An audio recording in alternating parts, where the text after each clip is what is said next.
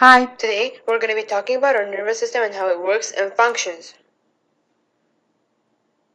The nervous system is a complex network of neurons in our body that is responsible for sending and receiving information.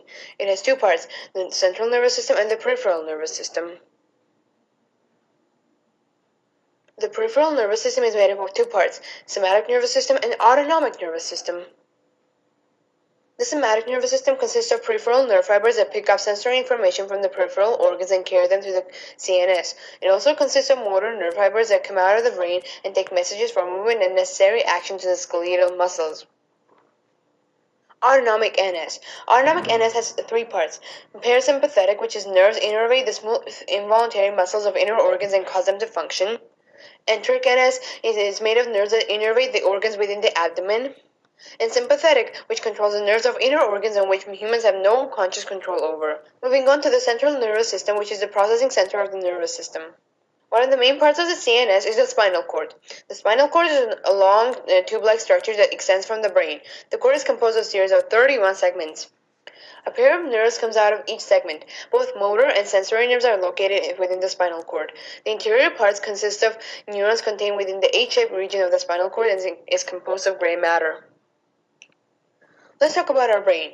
The brain is the control center of the body. It is one of the main organs within the central nervous system. It's divided into three parts, the forebrain, the midbrain, and the hindbrain. The forebrain is responsible for receiving and processing information as well as thinking and controlling motor function. Although most of actual processing happens in the cerebral cortex, which is a thin layer of gray matter covering the brain. It's divided into four lobes, frontal, parietal, occipital, and temporal. Each of them are responsible for various functions, and below it is the brain's white matter. The midbrain is the portion of the brainstem that connects the hindbrain and the forebrain. It's involved in auditory and visual responses. The hindbrain extends from the spinal cord and assists in maintaining balance, movement, coordination, and the conduction of sensory information. Let's talk about neurons. Neurons are the most basic unit of our nervous system. They contain branch-like extensions from the cell body called dendrites that carry signals toward the cell body. They also contain axons that carry signals away from the cell body. Neurons can be classified as motor, sensory, or interneurons. Motor neurons carry information from the central NS to organs and muscles. Sensory neurons send information to the central NS from inner organs. Interneurons relay signals between the motor and sensory neurons. Diseases and disorders of our nervous system. First disease is the Parkinson's disease or PD, which is a type of movement disorder. It happens when the nerve cells in the brain don't produce enough dopamine. It usually begins around age of 60.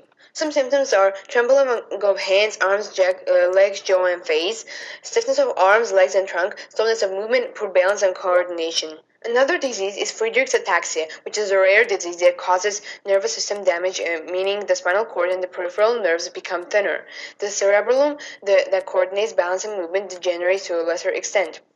This damage results in unsteady movements and impaired sensory functions. Some symptoms are gait ataxia, difficulty walking, ataxia in arms and trunk, loss of tendon reflexes, scoliosis, chest pain, shortness of breath, or heart palpitations.